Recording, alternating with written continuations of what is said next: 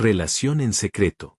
A los 28 años, Daniel todavía creía que el amor podía con todo. Había conocido a Laura en. Hablaron primero de proyectos, luego de música, después de viajes que ambos soñaban. Cuando se despidieron, Daniel sintió algo que creyó haber perdido para siempre: ilusión. No amor todavía. Pero sí la chispa.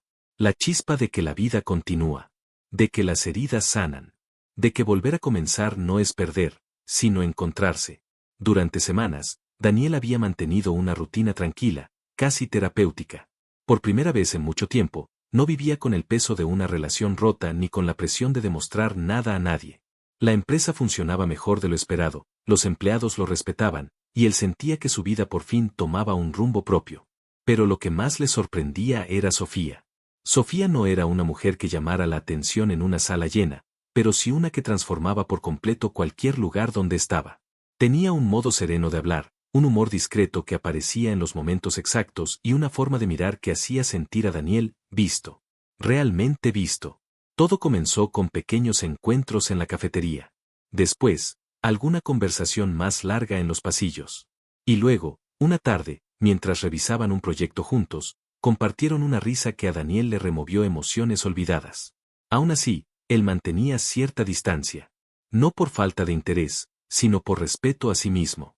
Ya conocía demasiado bien los riesgos de confundir compañía con refugio. El café que cambió algo. Una mañana cualquiera, Sofía apareció frente a su oficina con 2 cafés. No sabía cómo te gusta, dijo sonriendo, así que traje uno dulce y uno amargo. Puedes quedarte el que quieras. Daniel la miró con un gesto que mezclaba sorpresa y gratitud. ¿Y cuál te quedarás tú?, preguntó. El que dejes, respondió ella. Se echaron a reír, y aunque parecía una escena simple, para Daniel fue un punto de inflexión. Era la primera vez, desde su divorcio, que alguien tenía un gesto desinteresado hacia él. Sin darse cuenta, hablaron durante casi una hora. Sobre la vida, sobre miedos, sobre proyectos. Sofía le contó que había dejado otra empresa porque buscaba un lugar donde pudiera crecer sin pisar a nadie. Daniel escuchó con atención. Le admiraba esa honestidad. Cuando ella se levantó para volver a trabajar, él se quedó mirándola unos segundos. Había algo en Sofía que no sabía definir, pero que empezaba a necesitar. Mientras tanto, en otra parte de la ciudad, Laura había aprendido, demasiado tarde, que la vida no siempre permite segundas oportunidades. Después de su despido, intentó mantener la compostura. Era orgullosa, y aunque el mundo se le vino abajo, jamás lo admitiría. Su nuevo novio, que ya no parecía tan seguro ni tan brillante sin el respaldo de la empresa, consiguió trabajo en otra compañía, pero ella no tuvo la misma suerte. Una tarde, revisó las noticias del sector y vio un artículo sobre la nueva gestión de Daniel. La empresa experimenta un renacimiento bajo la dirección del joven accionista mayoritario. Hubo una frase que la golpeó. Los empleados destacan su cercanía, su liderazgo humano y su visión renovada. Las manos le temblaron. Ese era el mismo hombre al que ella había tratado con indiferencia durante años. El mismo al que había subestimado. Y ahora, era irreconocible. En todos los sentidos. Por primera vez, sintió culpa. No por perder el empleo, sino por haber perdido a Daniel. El trabajo, ella era su jefa, elegante, segura de sí misma, con una mirada que parecía atravesar cualquier fachada. Él, aunque muchos lo veían solo como un empleado más, era también socio minoritario de la empresa, algo que pocos sabían. Su relación comenzó en secreto, entre reuniones, cafés a destiempo y miradas que duraban más de lo normal. Con el tiempo se casaron, convencidos de que su historia sería una de esas que se cuentan con orgullo. Pero los años demostraron que el poder cambia a las personas, quizá, solo revela quiénes son en realidad. Laura comenzó a volverse distante, cada vez más fría, más crítica, más ausente. Fue un día cualquiera, sin lágrimas ni temblores en la voz, cuando le anunció que quería el divorcio. Había conocido a alguien más adecuado para ella, alguien de la empresa. Daniel sintió que el mundo le caía encima. No solo lo había abandonado, lo había reemplazado en el lugar donde más le dolía. Pero algo dentro de él despertó. La empresa, por primera vez desde que la conoció, decidió vender acciones importantes. Y Daniel, silenciosamente, sin hacer ruido, compró cada paquete disponible.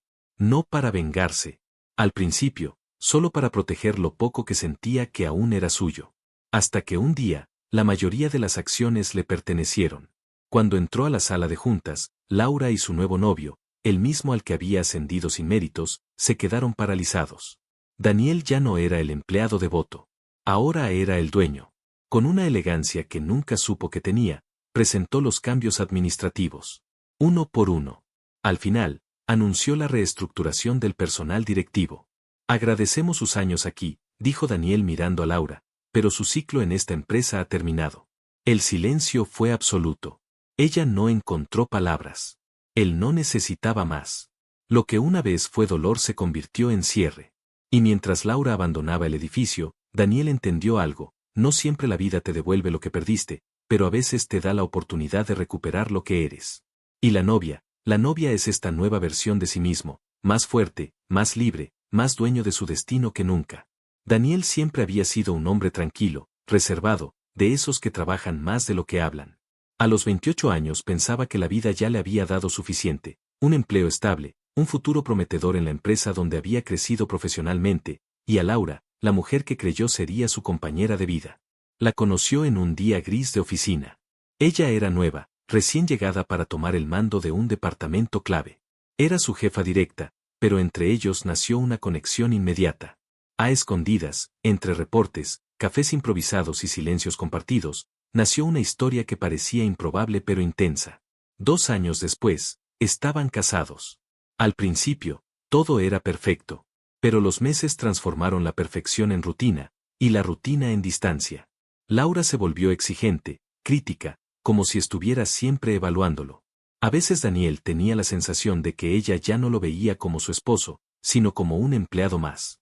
Un viernes por la tarde, cuando él llegó a casa con flores, intentando rescatar lo que aún creía que podía salvar, la encontró en la sala, seria, con una maleta preparada.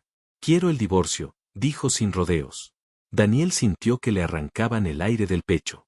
La escuchó decir que no era feliz, que había cambiado, que necesitaba algo distinto. Y entonces soltó la verdad como quien deja caer una cuchilla. «Estoy con alguien más». No hizo falta que lo dijera, pero lo dijo: era un compañero de la empresa. Uno al que ella misma había ascendido meses atrás. La traición no era solo emocional. Era profesional. Era personal. Era total. Semanas después del divorcio, la empresa abrió la venta de acciones por una reestructuración financiera. La mayoría de los empleados ni siquiera lo notaron, pero Daniel sí. No por venganza, todavía, sino porque sentía que todo en su vida se estaba desmoronando y necesitaba aferrarse a algo que aún consideraba suyo. Había ahorrado más de lo que cualquiera imaginaba. Hizo movimientos inteligentes. Consultó.